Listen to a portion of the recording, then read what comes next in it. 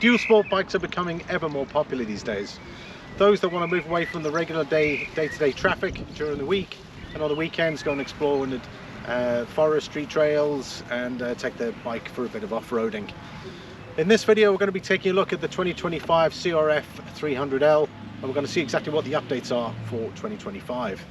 Special thanks to Tig and his team here at Moran's Bike Shop in Drumshanbo in County Leitrim for having the bike available for review. Be sure to check them out if you're looking for a Honda. My name is Ben and this is Éire Motorcycle Adventures.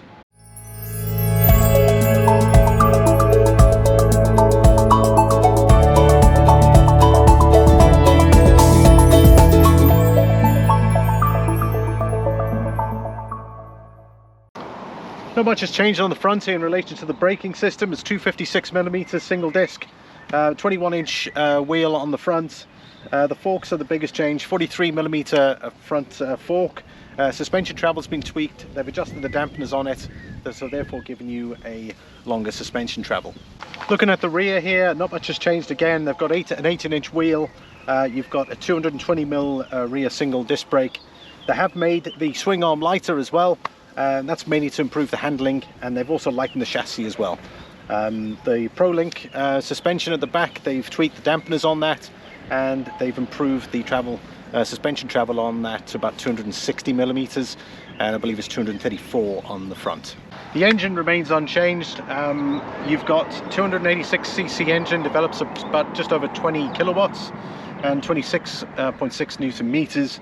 The gearbox has been adjusted. They've adjusted the ratios between first and fifth though, and that's to improve the acceleration.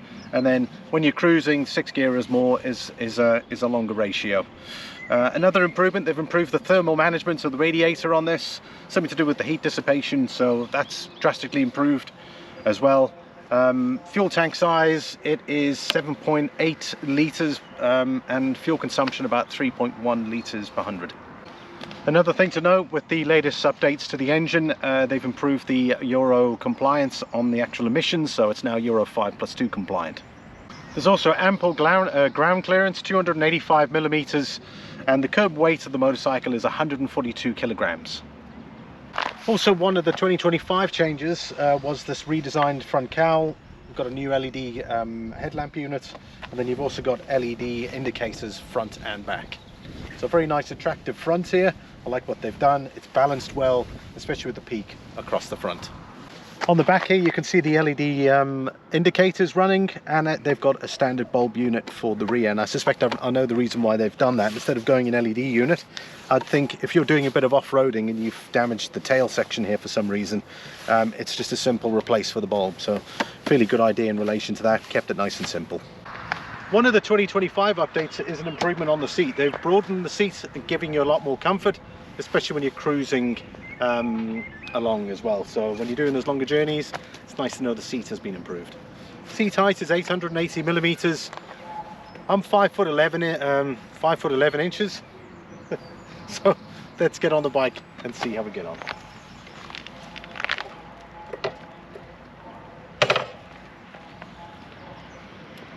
Nice high seating position. I can reach the controls. Clutch lever's nice and light. Everything's accessible. I feel a bit of pressure on the inner legs here, but I think that's okay. My feet are very comfortable here. Knee heights, that feels very comfortable. Nice. And there we have it. Right, looking at the handlebar setup, pretty straightforward. We've got our lighting system, our hooter, and of course indicators on this side. On the right hand side here we've got a cut-off switch, hazard lights, and of course engine start.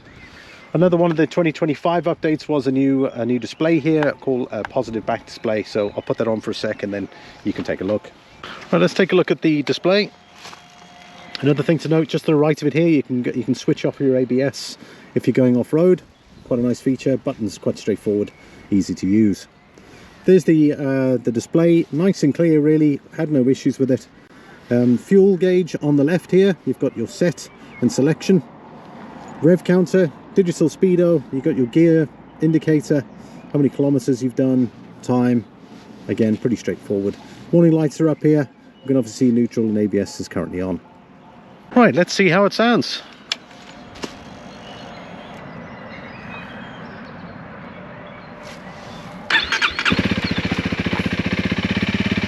nice single cylinder.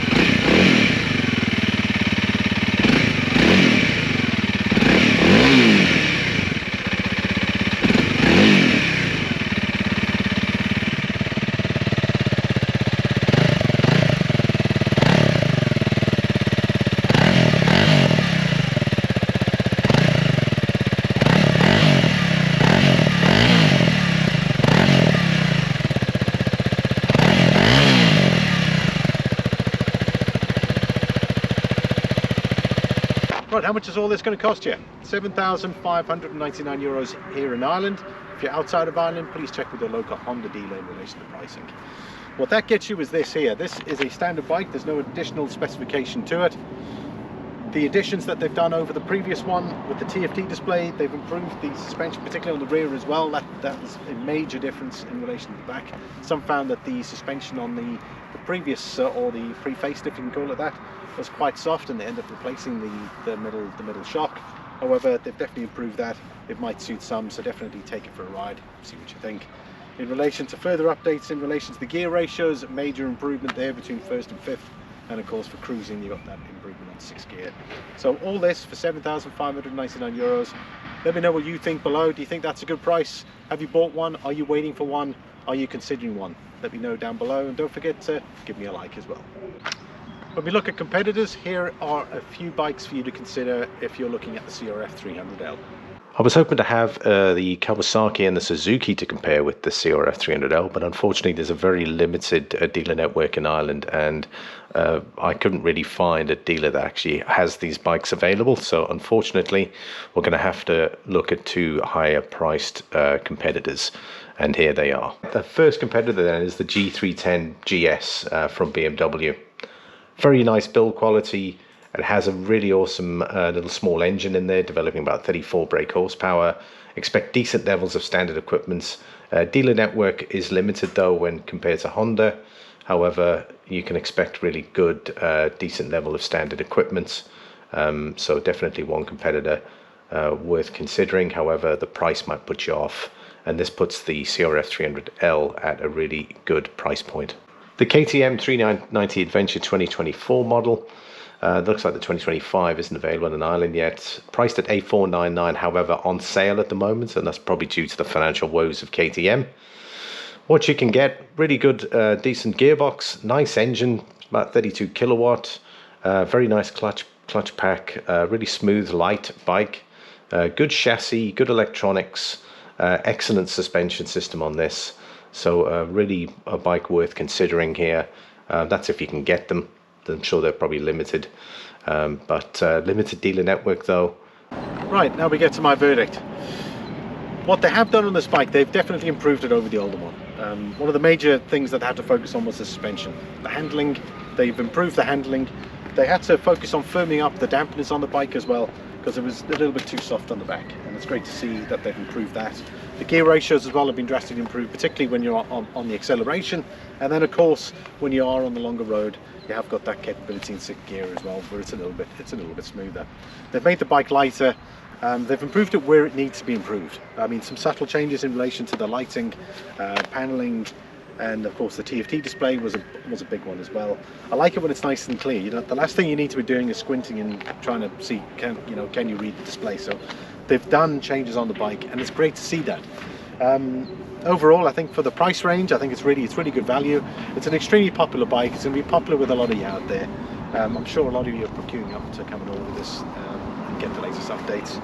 A couple of things that'd be nice to see would have been a colour display here, and maybe Honda selectable torque control, but I believe that's probably going to come down the line. But you can't always have everything, but I like what they've done here. They set the bike up well. When you're finished with work on a Friday, you can go off-road with it, and of course you've got the selectable ABS unit as well. You can disable the ABS, so they've really done this bike justice in relation to its updates. And I hope you have enjoyed this video. I hope I've given you all the relevant information. Guys, thanks so much for watching, and I look forward to seeing you in the next one. It's Ben here at Éire Motorcycle Adventures.